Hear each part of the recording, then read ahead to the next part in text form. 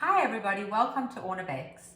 In these difficult times, it's very cathartic to make vegetable soup. So I am making a giant pot of my famous vegetable soup today, and my hubby is going to take some to both our parents tonight.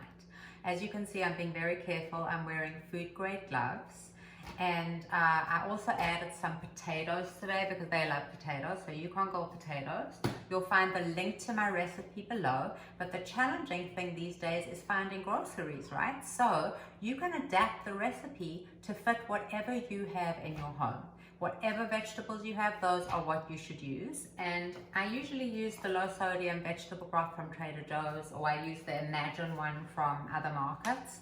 But if you don't have those, whatever broth you have will be just fine. And then I also usually use vegetable bouillon from Knorr, but if you have Telma cubes, whatever cubes you have will be just fine. And if you don't have any, think of what flavor enhancers you do have at home. So I happen to have this Maggi seasoning, which I bought from Cost Plus World Market. We used to use this in South Africa, and also Worcestershire or Worcester sauce. That's what we used to call it in South Africa. What do you call it? That's a good flavor enhancer.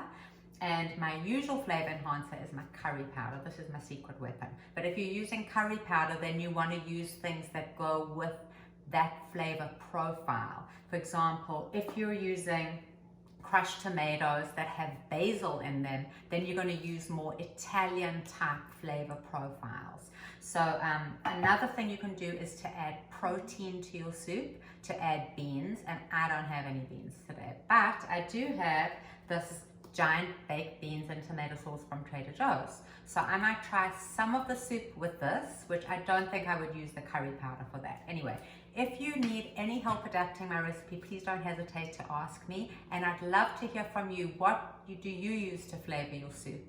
And what are you making at home? And from our family to yours, we wish you safe, happy, and healthy times, and all of our best to you.